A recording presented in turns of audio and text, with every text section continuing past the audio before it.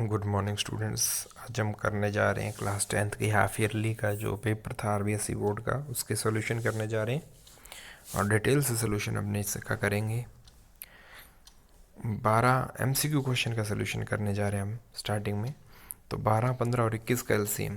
तो 12, 15 और 21 का एलसीएम 12, 15, 21। जब हम इसको अभाज्य गुण संख्या से विभाजित करते हैं तो देखो, सबसे पहले हम 3 से विभाजित कर लेते हैं। 3 क्योंकि तीनों का भाग 3 में, तीनों का भाग जाएगा तो ये आपके पास 4 बार जाएगा। 4 3 12, 5 3 15 और 7 21। अब ये तीनों संख्याएं ऐसी हैं जिनमें किसी भी कॉमन संख्या का भाग नहीं जा रहा है, ये सब अभाज्य संख्याएं हैं। तो इनका आपस में गुणा करो और उसको 3 से गुणा करने पर हमें क्या मिल जाएगा, एलसीएम मिल जाएगा। तो 7 पंजा 35, 35 चौका 140, 140 का 3 से गुणा करोगे तो कितना आएगा आपके पास, 420। इस प्रकार से ये आप इसका एलसीएम निकाल सकते हैं, जिसको हम लघुत्तम समापवर्त्य भी कहते हैं। लसा पर भी शॉर्ट में लिखा जा सकता है। तो 420 आंसर हो जाएगा।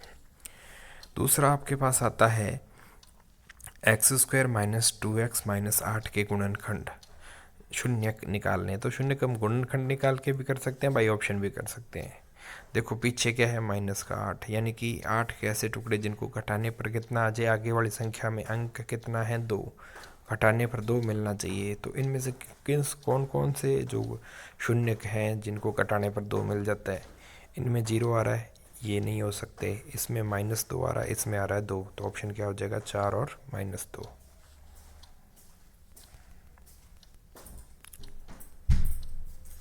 फिर आपके पास रैखिक युग्म समीकरण है। इस युग्म का हल देखना है तो हल इसको बाई ऑप्शन भी कर सकते हैं।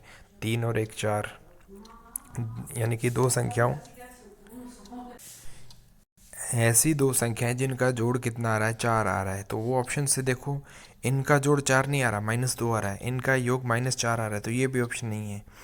इनमें इन दोनों का योग कितना आ रहा है, 4 आ रहा है। तो इन दोनों में से हो सकता है, लेकिन डिफरेंस 2 किसका आ रहा है, इसका डिफरेंस 2 आ रहा है।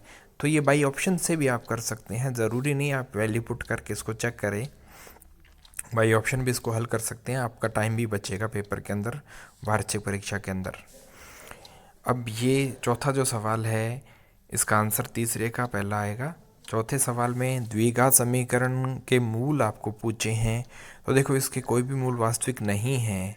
कैसे नहीं है, जब आप b² - 4 इसी का मान निकालोगे तो b का मान 1 है, a का वर्ग आप करोगे 1, और आपके पास a और c के मान कितने हैं, 4 और 2 हैं। तो ये इनका 4 × 2 × 4, तो कितना आ जाएगा, 32।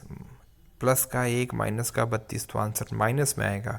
और जब विविक्ति कर b² यानी कि d बराबर, डिस्क्रिमिनेंट इंग्लिश में बोलते हैं, हिंदी में विविक्ति कर b² - 4 इसी का मान आपके पास कितना आ रहा है, नेगेटिव आ रहा है। जब आपको पता है कि d का मान जब नेगेटिव आ जाता है तो कोई भी वास्तविक मूल नहीं होता, तो इसका कोई भी वास्तविक मूल नहीं है। फिर आपसे पूछा गया है एपी का nवां पद, nवें पद का सूत्र आपको याद है तो लगा सकते हैं, an बराबर a + n - 1d। जितना बार बार सूत्र आप लिखोगे याद हो जाएंगे, उनको अप्लाई करना आसान रहेगा।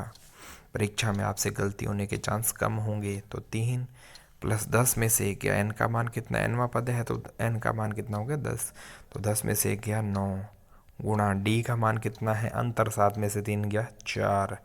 तो 9 चौक 36 और 3 39, 39 इसका क्या आ जाएगा, आंसर आ जाएगा।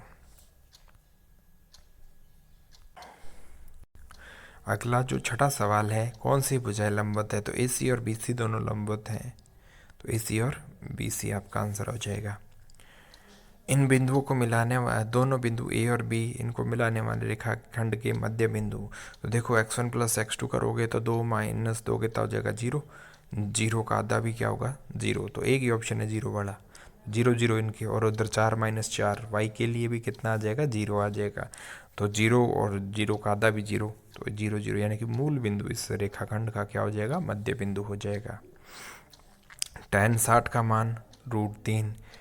मीनार की ऊंचाई और छाया की लंबाई, लंबाई जब समान होती है तो आधार और लंब का अनुपात कितना आएगा, 1 आएगा। तो कौन से 10 के अंदर कौन सा मान एक होता है 10 45 का, तो कोण कितना हो जाएगा 45 डिग्री। देखो ये सारे जो क्वेश्चन है वो आपके ज्ञान के हैं, आपके नॉलेज के हैं, एप्लीकेशन के नहीं है, ठीक है। जैसे अब सब वृत्त की सबसे बड़ी जीवा है, वृत्त की सबसे बड़ी जीवा जो होती है वो व्यास होती है। उसके बाद आपके पास 5 सेंटीमीटर त्रिज्या वाले वृत्त का क्षेत्रफल, वृत्त का क्षेत्रफल क्या होता है पाई आर स्क्वायर। तो आर का स्क्वायर हम मान 5 का वर्ग 25, तो 25 और इसका मान पॉइंटों में है तो 3.14, तो 25 का जब आप गुणा करेंगे 3.14 से वो कितना आएगा 78.5।